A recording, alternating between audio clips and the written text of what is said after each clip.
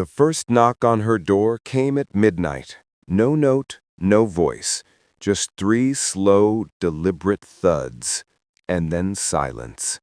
At first, she thought it was a prank, but the next morning, the HOA sent her a violation notice, accusing her of something she swore she didn't do. By the end of the week, her once friendly neighbors were whispering. Her mailbox was stuffed with anonymous letters, and a strange car kept idling across the street. She tried to fight back. She followed every rule, but the harder she tried to prove her innocence, the worse the accusations became. And then, one night, someone cut the power to her house while she was still inside. What could drive an entire neighborhood to turn on a single homeowner? And how far would they go to force her out? When Emma and her husband first stepped out of the moving truck, the neighborhood felt like a dream. A curved street lined with maples, driveways trimmed with neat flower beds, children pedaling bikes in lazy circles under the warm sun. The kind of place where porch lights glowed softly at night, and everyone waved as they passed. After years of cramped apartments and paper-thin walls, this quiet cul-de-sac felt like the promise of peace. They bought a modest 2-story house with gray siding and a squeaky front gate. It wasn't perfect, but it was theirs. On weekends, Emma planted wildflowers along the fence and watched sparrows flutter through the yard. She learned the rhythm of the neighborhood. The early morning dog walkers, the smell of barbecues drifting from patios on Sunday afternoons, the sound of sprinklers ticking across perfect lawns. At first, the neighbors seemed warm enough. Mrs. Keller from 2 houses down brought over banana bread. The retired couple across the street waved from their rocking chairs each evening. Even the HOA board members, who showed up one morning with glossy welcome packets, smiled and shook their hands. For a while, it felt like Emma had finally found her safe corner of the world. But little things started to catch her eye. A laminated list of approved paint colors tucked into the welcome packet. A conversation she overheard at the mailbox. 2 neighbors whispering about someone who had ignored the rules and paid for it. The HOA newsletters arrived like clockwork, printed on heavy paper and lined with cheerful clip art. But buried between reminders about community potlucks were odd warnings.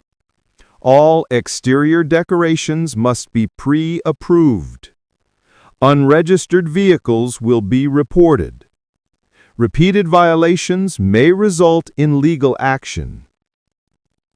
Emma laughed it off at first.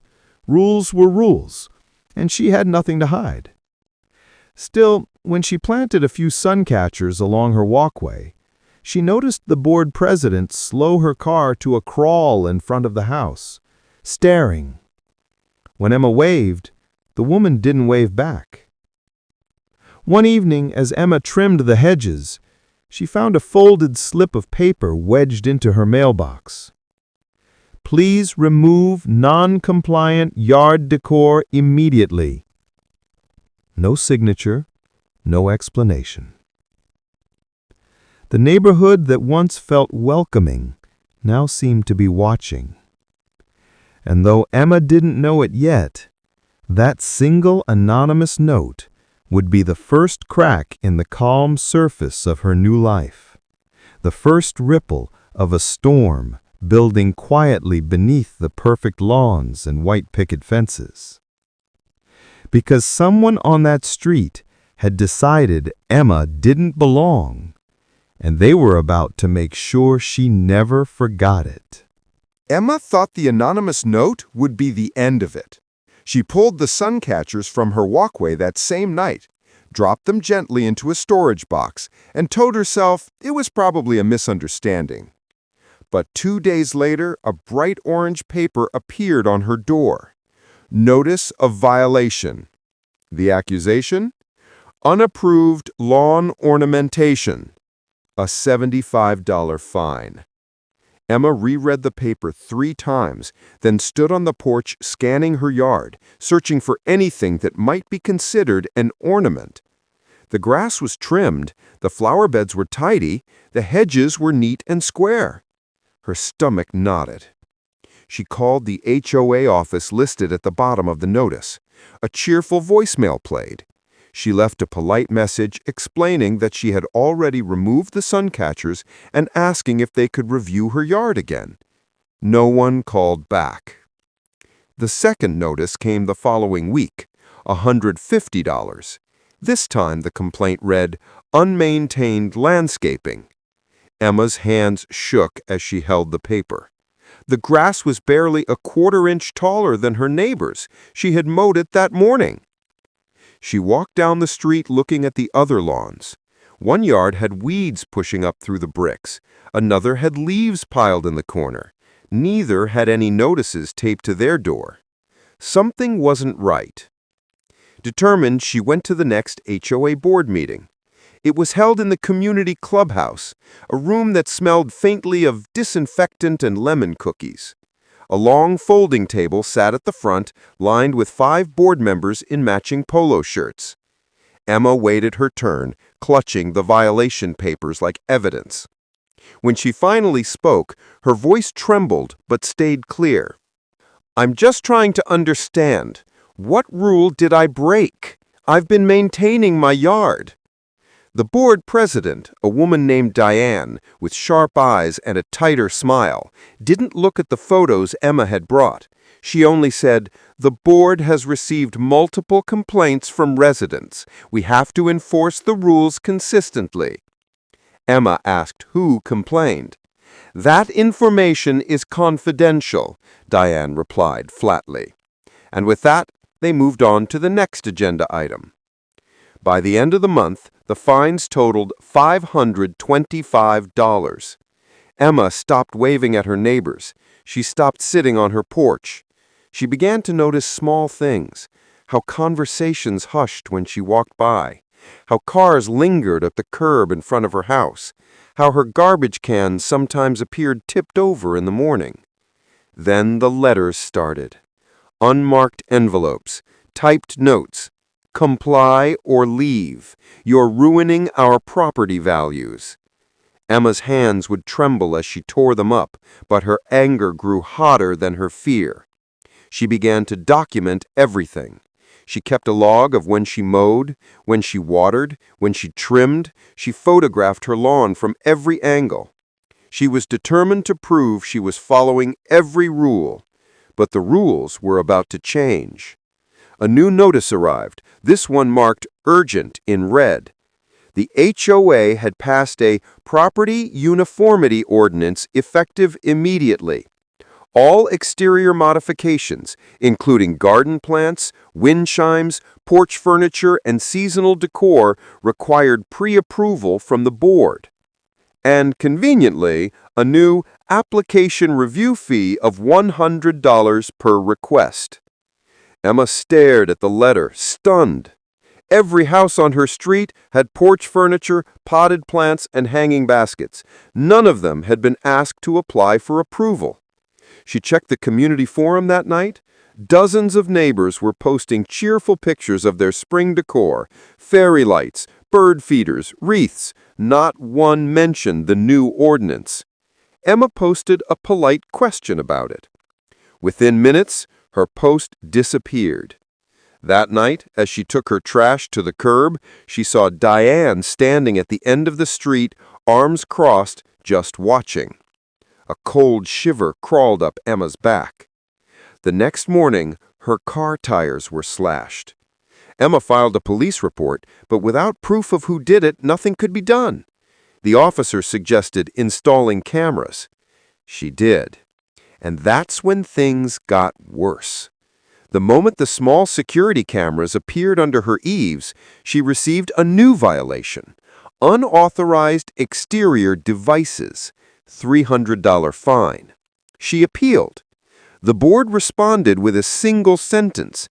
Security devices must be concealed from street view. She wrote back pointing out that 3 other homes on the street had visible cameras. No reply. That weekend, as she pulled weeds from the garden, a shadow fell over her. "Why don't you just leave?" Emma looked up.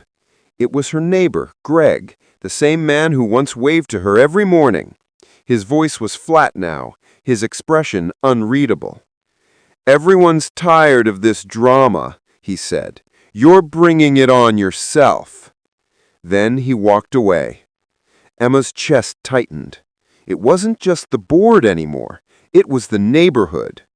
She tried to stay invisible. She stopped parking in her driveway to avoid new complaints. She only went out to garden at night. She stopped answering her door. But the notices still came, each one heavier than the last. Non-compliant mailbox design, $200. Unsanctioned plant species, $150. Unapproved paint hue visible on side gate, $350. Emma did the math one night. Over $2,400 in fines. Her savings were almost gone. And then came the letter that made her blood run cold. If the full balance is not paid within 14 days, the HOA may place a lien on your property. Her house, her home, the place she thought would be her safe corner of the world. They were trying to take it. Emma went back to the board meeting, this time with a binder full of photos, receipts, and printed HOA bylaws. She stood before them, her hands shaking, but her voice like steel. "I have followed every rule, every single one. If you're going to fine me, then show me the exact regulation I have broken. Otherwise, stop harassing me." Diane smiled thinly. "The board's decision is final." And they adjourned the meeting. Just like that. Emma walked out into the night air, clutching the binder, tears burning her eyes. That's when she noticed it, taped to her car windshield. A new violation. Loitering, $100. She laughed, a sharp, broken sound. They weren't even pretending to follow their own rules anymore. The next day, Emma found her garden destroyed. Every flower she had planted, pulled from the ground and left in a heap of dirt and stems. She fell to her knees in the yard, hands covered in soil, staring at the ruin. And behind her, she heard the faint click of a camera shutter. She spun around. Diane stood across the street, phone in hand, smiling. Then she turned and walked away. Emma filed another police report. She emailed the HOA's regional office. She even called a lawyer. The lawyer said it was possible to fight, but expensive, tens of thousands of dollars. She didn't have that. But she had something else. Resolve. She began compiling everything. Photos, letters, video clips from her security cameras, screenshots of forum posts that had been deleted. She spoke to 2 other homeowners who quietly admitted they had also been targeted, fined until they gave up and sold their houses. She began to see the pattern. It wasn't about rules, it was about control. And Emma had just decided she wasn't leaving. The board struck back fast. A letter arrived from their attorney accusing her of defamation for speaking to other residents. They demanded she retract her false statements and threatened legal action if she continued inciting hostility. Emma pinned the letter to her refrigerator. It felt like a badge of honor. But the harassment only grew bolder. One night, her power went out. Not the whole street, just her house. She stepped outside with a flashlight. In the beam's edge, she caught movement, someone darting away into the dark. Her heart pounded. She checked the breaker box. It had been switched off. When the lights flickered back on, she saw another orange notice taped to her door. Failure to maintain property lighting, $250. Emma barely slept. Every creak of the house made her jolt awake. Yet somehow exhaustion sharpened her determination. She began posting her story online, carefully, without naming anyone, just facts and documents. And people began to notice. Former residents messaged her with their own horror stories. Strangers offered advice. One local reporter asked if she'd be willing to go on record. Emma said yes. The day the news article ran, everything shifted. The neighborhood was buzzing. Cars slowed as they passed her house. Some neighbors avoided eye. Emma had nothing left to lose. Her savings were gone. Her name was being whispered like poison in the neighborhood she once dreamed of calling home. Every morning she woke to new notices plastered on her door like warning flags. But this time, she wasn't afraid. Because for the first time, she had something stronger than fear. Proof. The night before the HOA's emergency hearing, the one where they had threatened to vote on seizing her house, Emma sat alone at her kitchen table, the only light coming from the glow of her laptop screen. Every file, every photo, every video clip she had collected over months of harassment lay organized in neat folders. Violation notices with mismatched dates, emails from Diane contradicting her own written policies, video of Diane trespassing onto her lawn, audio from her security cam capturing board members mocking her outside her window, copies of bylaws showing that nothing Emma did had ever actually broken a single rule. And on top of it all, a stack of statements from other former residents who had quietly sold their homes after facing the same pattern of targeting. Emma stared at the evidence like a general before a battle map. Tomorrow, she would stop being their victim. Tomorrow, she would burn the facade down. The emergency hearing was held in the community clubhouse. By the time Emma arrived, the parking lot was full. Neighbors gathered in tight knots on the sidewalk, whispering, casting sidelong glances. Inside, the board sat at their usual table, the same matching polo shirts, the same plastic smiles. But tonight, their eyes were hard. Diane sat at the center like a queen on her throne. "Miss Bennett," she began coolly, not even waiting for Emma to sit. "You have accrued fines totaling over $6,000. The board has determined that your repeated violations have created a hostile environment for this community. As such, we are prepared to initiate foreclosure proceedings." Gasps rippled through the room. Emma stood there, her heart hammering. Her fingers trembled on the folder she held, not from fear, but from something hotter. Rage. "Before you vote," she said, voice steady as stone, "you're going to see something." She stepped forward, plugged a flash drive into the clubhouse projector, and the screen lit up behind her. First, a timeline of every violation notice she had received, side by side with time-stamped photos proving her yard was in perfect condition on each date. Then screenshots from the HOA bylaws showing no mention of the alleged rules they claim she broke. And then, the video footage. Diane crossing Emma's yard at 2:13 a.m., ripping flowers from the soil.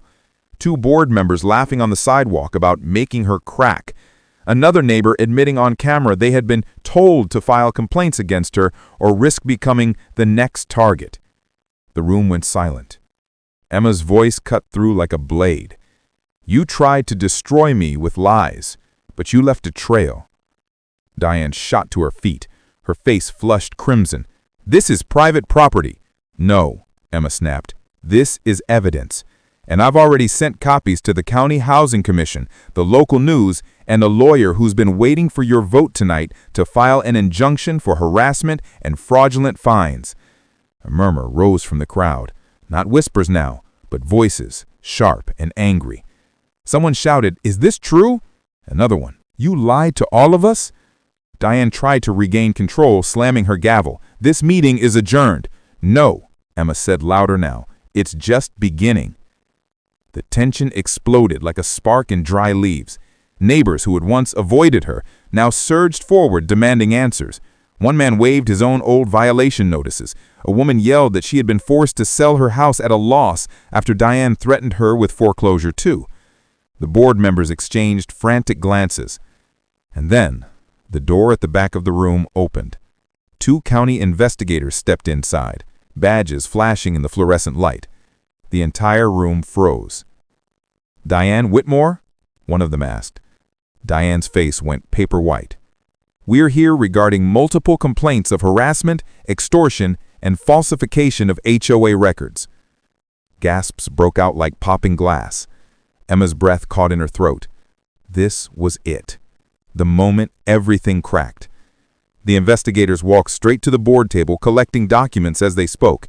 Diane tried to protest, her voice rising, but the taller investigator cut her off sharply. "Ma'am, anything further you say can be used in legal proceedings. I suggest you cooperate." The board's gavel slipped from Diane's hand and hit the table with a hollow clatter. One of the other board members quietly stood up and walked out the door without a word. The room had turned. Neighbors who had once glared at Emma were now looking at her with wide eyes and at Diane with open fury. Emma's hands were still shaking, not from fear anymore, from release, from finally being heard. The investigators asked Emma to step forward. She handed her the binder, the timeline, the evidence, the letters, everything. Her voice didn't waver once. "This isn't just about me," she said. "They've been doing this for years. They think fear keeps people quiet." She looked around the room, meeting every eye. Not anymore. The investigators left with Diane and two other board members following behind, their faces hollow, their steps unsteady. The door slammed shut behind them. Silence hung for a long, suspended second. Then, someone started clapping. It spread, slow at first, then louder, until the whole room echoed with it. Emma stood frozen, tears blurring her vision. The same people who had once whispered behind her back were now on their feet, cheering. And in that sound, that roar of sudden fierce solidarity, something inside her unlocked. For the first time since she moved to this street, she felt like she could breathe.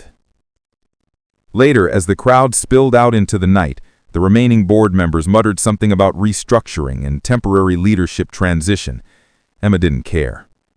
She walked out under the street lights, the cool night air on her face, her shoulders finally unclenched. But just as she reached her car, she saw it. A single envelope taped to her driver's side window. No return address. No name. Inside was a single sheet of paper, scrawled in uneven handwriting. "This isn't over." Emma stared at the words, her heartbeat slamming in her chest. Then she looked up, and for just a second, she swore she saw a silhouette watching from the dark corner of the clubhouse. Still, silent. Then gone. Her victory had shaken the board. It had torn down the mask of the HOA and shown the whole neighborhood what they really were. But somewhere, in the shadows of her quiet street, someone was already planning their next move. And they weren't done with her. Yet. The clubhouse felt like a haunted shell when Emma walked past it the following morning. Where once there had been manicured flower beds and perfectly aligned welcome banners, there was only silence and the faint scuff of wind-blown leaves scraping across the concrete. Diane's car was gone. The board president who had ruled this neighborhood like a monarch had vanished overnight, escorted from the emergency hearing under investigation, stripped of her HOA credentials by morning. Emma stopped at the edge of the lot, staring at the locked doors, feeling a hollow echo in her chest.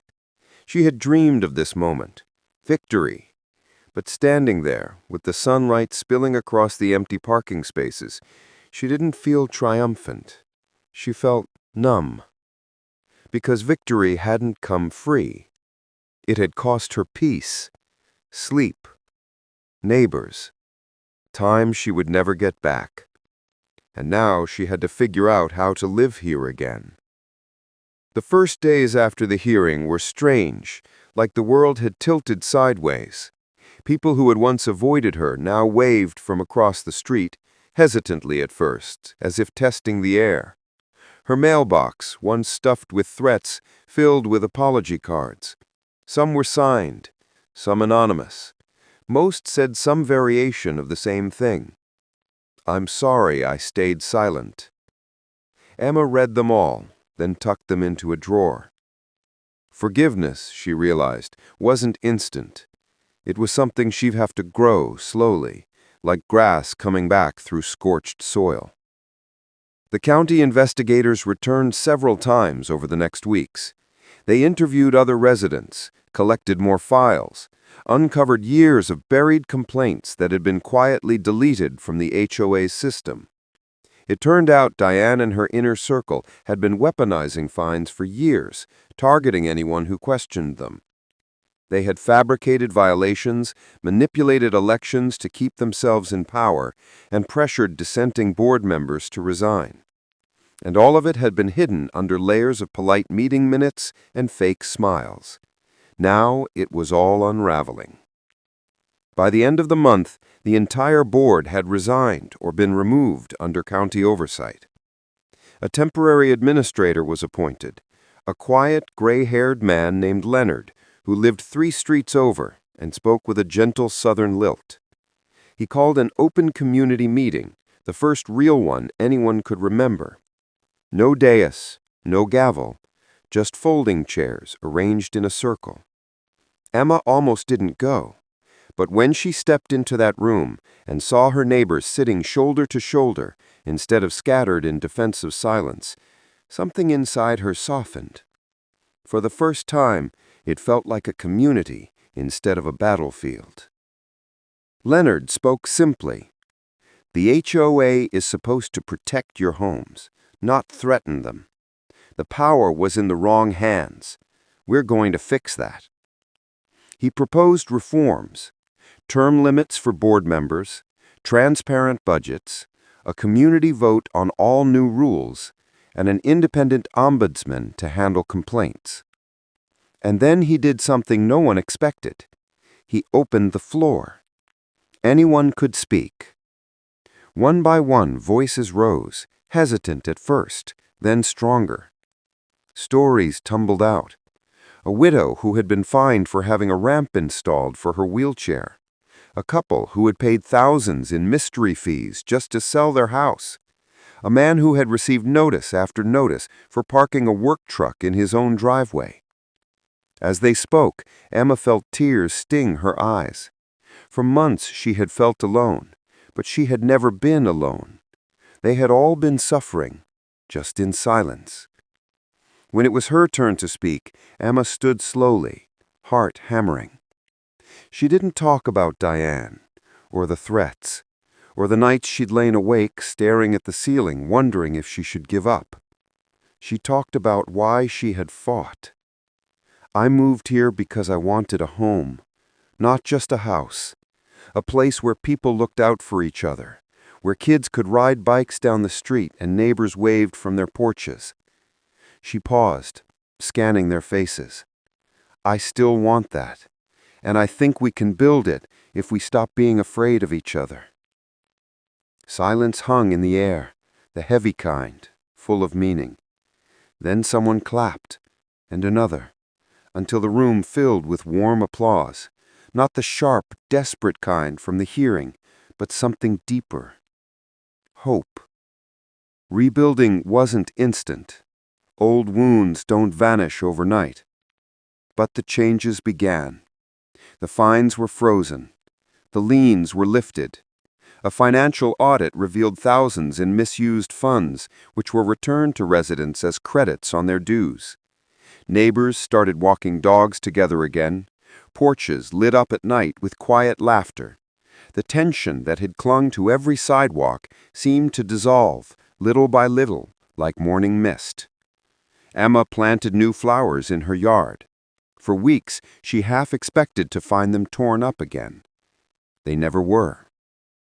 The local newspaper ran a follow-up piece titled HOA Overhaul, Residents Take Back Their Neighborhood. It featured a photo of Emma standing in front of her house, arms folded, smiling just barely. She didn't feel like a hero, but she felt whole, and that was more than she had dared to hope for. Months later, the new HOA held its first open election. Emma hadn't planned to run, but her neighbors nominated her anyway. She laughed at first, shaking her head. Then she thought about everything they had endured and how easy it would be for power to rot things again if no one was watching. So she agreed. And she won. On her first night as an elected board member, she walked the neighborhood at sunset. The sky glowed copper behind the rooftops. Kids shrieked with laughter on bikes. A breeze carried the smell of barbecue from a backyard 2 streets over. For the first time since she had moved here, the street felt warm, alive, safe. She passed the clubhouse, no longer a fortress, but just a meeting hall now. Its doors stood open, light spilling out. Emma smiled faintly. This was what home was supposed to feel like. The impact. The scandal didn't just change her street. News of what happened spread to neighboring communities.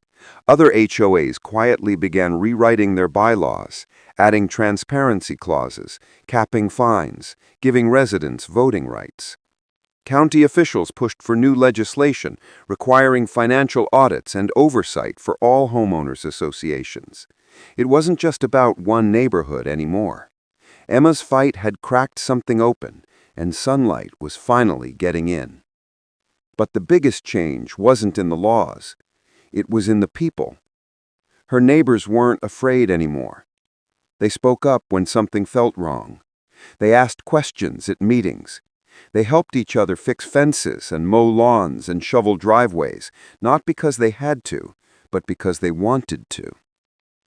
The fear that had once stalked every sidewalk had been replaced with something stronger: trust. One evening, months later, Emma sat on her porch with a cup of tea, watching the fireflies blink in the dusk. Her phone buzzed, a text from a neighbor 2 streets over. "Thank you for not giving up." She smiled. It wasn't about winning anymore. It was about belonging. She thought of that first night, sitting on this same porch, thinking this neighborhood might break her. It almost had. But she was still here. And now, it finally felt like hers. The takeaway. Home isn't just wood and walls. It's the people who live beside you, and the way you choose to stand with or against each other. HOAs can protect that or poison it, and the difference depends on one thing: whether people speak up or stay silent. Emma's story became proof of something powerful. Even when it feels impossible, even when the pressure is crushing, even when your voice shakes, one person standing up can change everything. Because silence is what bullies count on, and the moment you break it, they lose.